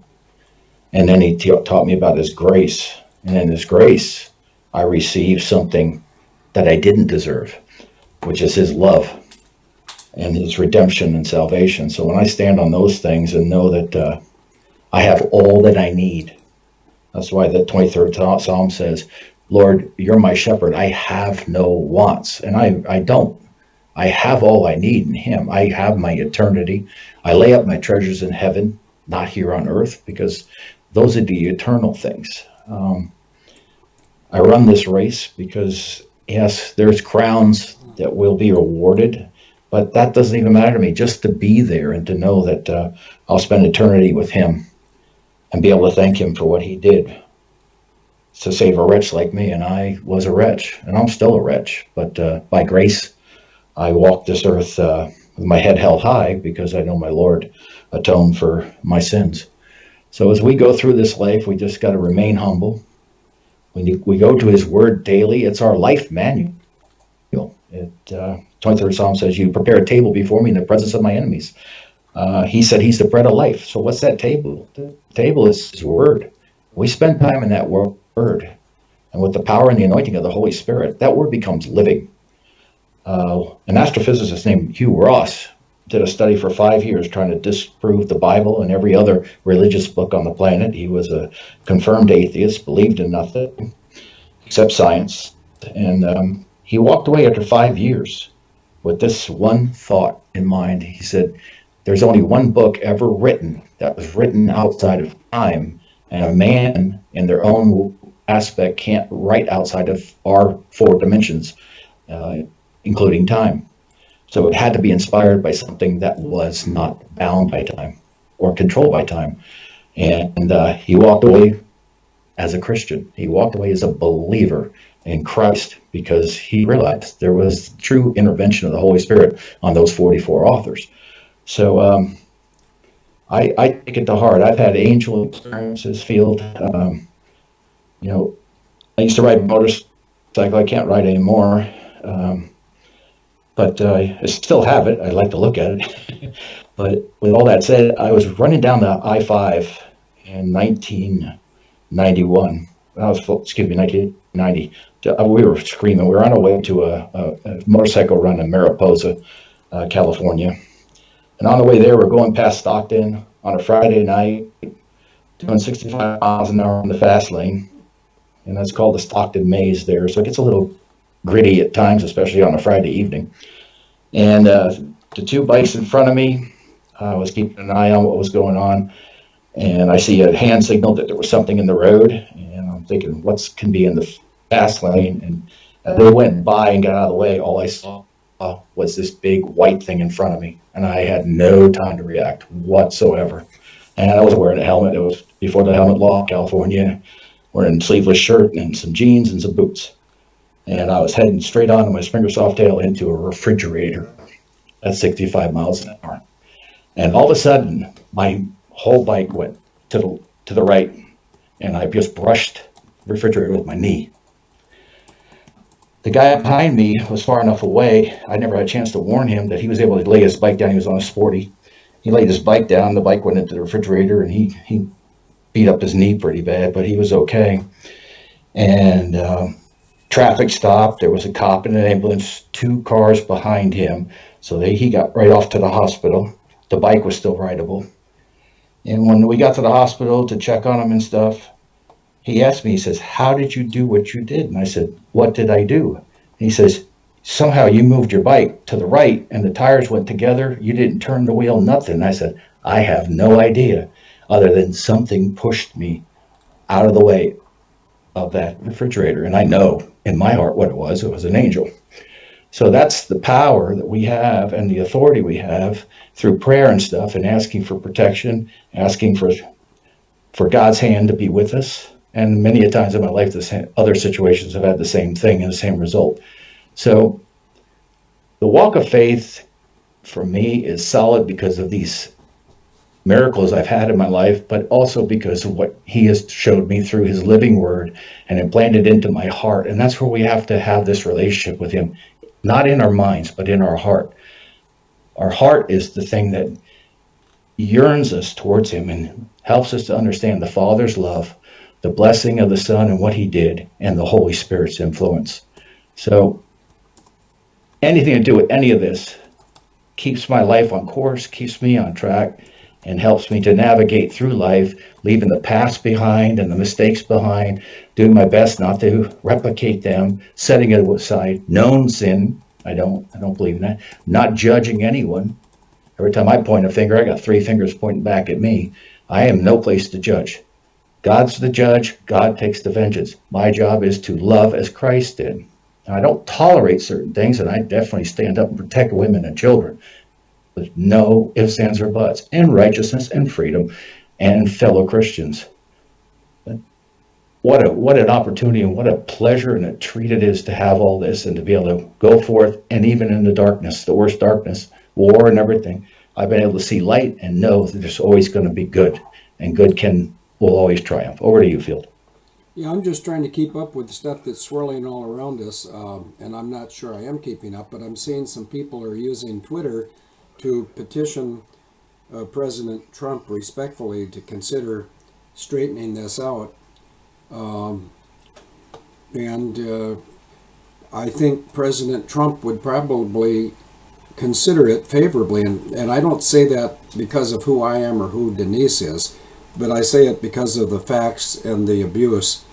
And there was a little boy over here in England, and I'm going to lean on the English listeners now, like Live P or Gobsmacked, or Denise, or anyone else. Agent Bugs just took a hike, so she's out. But a couple of months ago, a little boy named Alfie died, Alfie. And Alfie died probably 3 to 4 days before his 2nd birthday. And President Trump, I believe, had offered to bring Alfie to the United States. And the United Kingdom would not allow... No, I could be wrong in this. I could be getting... Let me ask Denise. Okay, I think I'm right. No, I'm wrong. Who was it? Who was the little baby that Trump said he'd bring him over to the U.S.? Do you remember? Yeah, it was, but he was offered to go to Italy. He what? Italy. The Pope. The Pope wanted him to come to Italy to get better. The little boy? So did he die or get better? He died. Yeah, I thought so. I know that Trump has a big heart. Trump offered to send his private 757 over to England to pick up a sick child. But the truth is, over here in the United Kingdom, if a child is damaged by vaccines, he can have his parents or his advocates put a financial demand on the United Kingdom government. And so in the case of Alfie, they had to make darn sure he didn't have a 2nd birthday, and they did.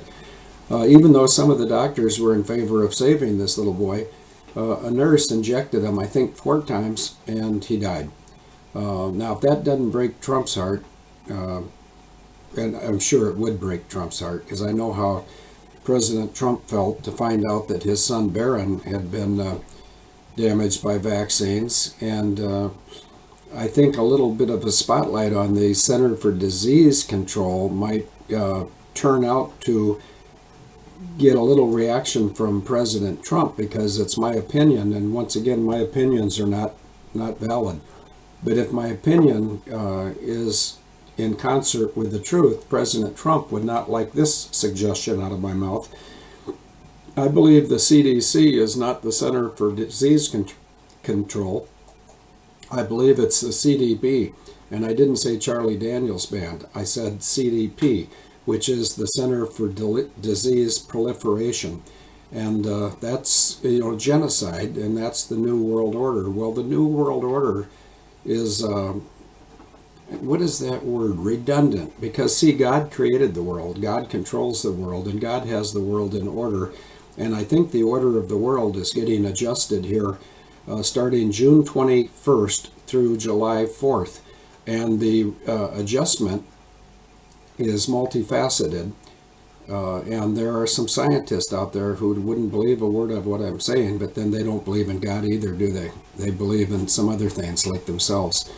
I believe that God is changing the world for the better. I believe that President Trump and his wife, who's from a foreign nation, would see the kindness if they would allow 340 pounds of McConnell couple to hop on their airplane. But it's not important if I get a ride. If we could get Denise a ride on Air Force One, I'd fly on Delta to Washington, D.C., and I've got a military ID card. I'd go right through the front gate and show them my ID card and go over to base ops or wherever. It might be not at base ops, but more likely we're the 44th Special Air Missions Wing. I'm going to stop right there, Braveheart, because you were in the Air Force for 20 years. Have you ever heard of the 44th SAM? No, I'm not familiar with that field. It's probably dated then. I'm going to ask somebody like Gobsmack or Telford if you're still here, and if not, I'll do it. But it was called the 44th SAM at one point, which is Special Air Missions, and it had its own ramp at Andrews, and that was 30 plus years ago, and things changed. For instance, it used to be Andrews Air Force Base, and now it's a Joint Forces Base, Andrews. So, but anyway, I do appreciate Hugh and the others who have put together tweets encouraging President Trump to consider getting Denise out of the United Kingdom, because we have several things that we would like to attend as a couple, and one thing is the delivery of a check for about $17 million to the United States Marine Corps Scholarship Foundation. In fact, I'm putting this in front of the camera. Monday of last week, which is 7 days ago, it was my pleasure to be with this man, Michael Driscoll, and this is me up here.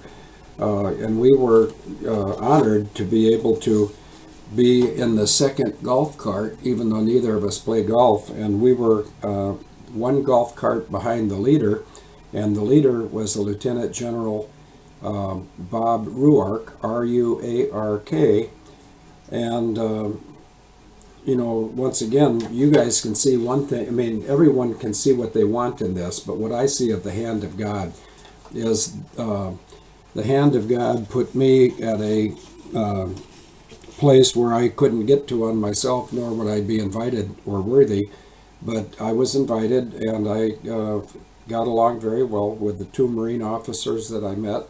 Actually, three, because Lieutenant General Bob Ruark is married to what was once a 14-year Marine officer. Her name is Chris, C-H-R-I-S, and she transitioned from the Marine Corps into the Navy, and today she's a physician assistant and Lieutenant General. And by the way, I'm not impressed by ranks, I'm just doing this to be accurate.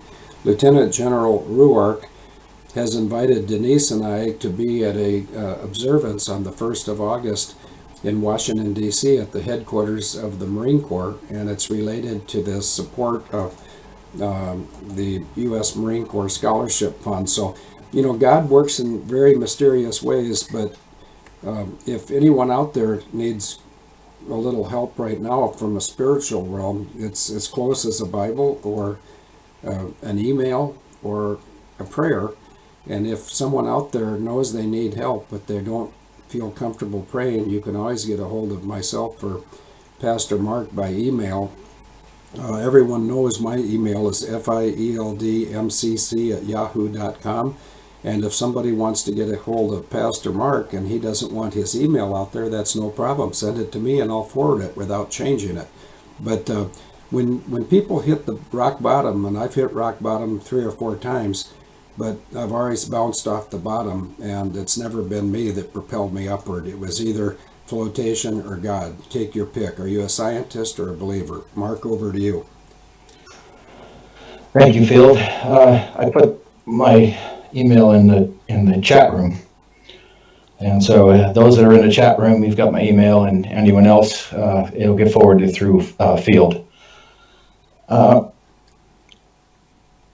Pretty amazing how God brings divine appointments, and your time there in Boston, I know, was well spent. As many more divine appointments that are coming.